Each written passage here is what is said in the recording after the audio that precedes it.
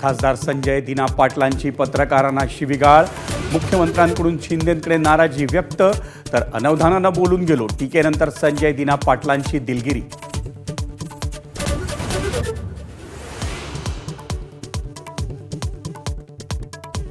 नवी मुंबईत अनधिकृत इमारतींमधील दस्तांची बेकायदा नोंदणी, शासनाचा कोट्यवधींचा महसूल बुडवल्याचा आरोप, वरिष्ठ लिपिक दहिफळेचं सेवेतून निलंबन, मंत्री चंद्रशेखर बावनकुळेंची माहिती.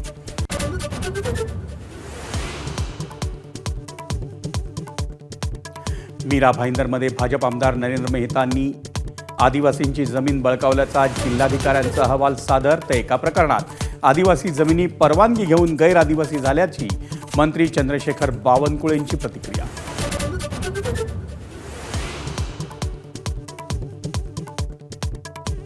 पनवेलमधील डम्पिंग ग्राउंडचा मुद्दा पुन्हा पेटला.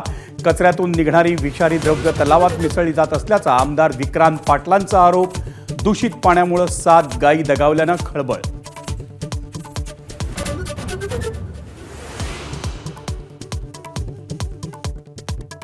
मुंबई लोकलमधल्या मयांक लोहार हत्या प्रकरणात रोशन सुवर्णाला 5 दिवसांची पोलीस कोठडी.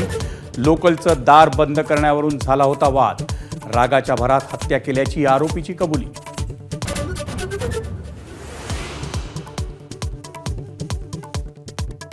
मुंब्रा बायपास मार्गाला तडा, दुरुस्तीच्या कामाला 3 ते 4 दिवस लागणार. ठाणे, भिवंडी, नाशिक आणि गुजरातहून JNPTकडे जाणाऱ्या हजारो जड अवजड वाहनांना वाहतूक कोंडीचा सामना करावा लागणार.